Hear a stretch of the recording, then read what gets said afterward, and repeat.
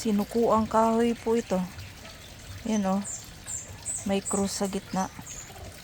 Inano natin. Tinry natin gawan ng yan.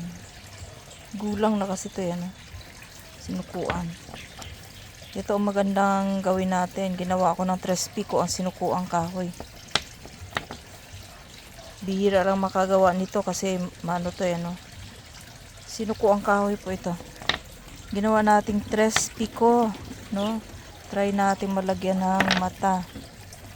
Ito po ang pinakamagandang 3 pico kasi ang kahoy na po ito ay sinukuan. Ito ay sinukuang kahoy na ginawa nating 3 pico. Maganda nito, people. Pero alam mo nyo, napakagaan.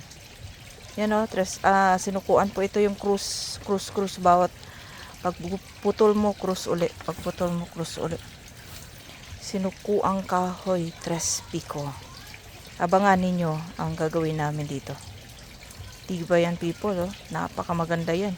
Di ito palang karga mo sa katawan mo. Suko na lahat, pati elemento at saka mga mababangis. Pampaamo na rin to, people. Kusa po sila nga amo. Subok na po yan. Subok na po itong sinukuang kahoy. Subok na yan. Napakalakas po niyan.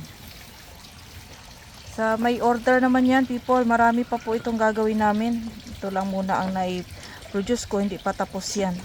Pagagandahin pa po natin yan. So sa umpisa pa lang pinakita ko sa inyo ang sinukuang kahoy na 3 pico. Napaka mainam ito sa proteksyon. Kaya ito lang suot mo. Kalikasan ang karga. Napaka maganda po yan, people. Subok din yan.